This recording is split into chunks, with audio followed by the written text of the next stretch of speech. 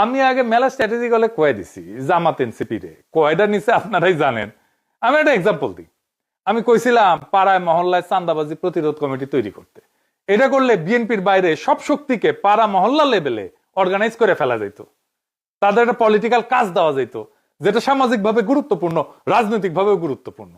ইউনিটিটা strong হইতো। তারা জানতো কে কোথায় চাঁদাবাজি করে, তারা জানতো কার কোথায় শক্তি, তাদের নিজেদের কোথায় শক্তি। এটাই নির্বাচনী ইউনিট হিসেবে কাজ করতে পারতো। পাত্তাই দেয় নাই, কানেও তুলে নাই। চান্দাবাজিকে একটা ন্যাশনাল পলিটিক্যাল ইস্যু বানায় ফেলা যাইতো, করে নাই। হ্যাঁ, করেন না, কিন্তু আমি তারপরেও কয়া যাই। কারণ হইতেছে কি, যে এটা তো অনেকে শুনবে, জানবে যে এটা একটা পথ ছিল, রাস্তা ছিল। অনেকে কইতে পারেন আপনি কয়া দিতেছেন কেন, সবাই তো জানা যাবে স্ট্র্যাটেজি। সবাই জানা না গেলেও অসুবিধা নাই, আমি এমন ভাবেই বলি স্ট্র্যাটেজি। আমার তো কোনো গোপন স্ট্র্যাটেজি নাই।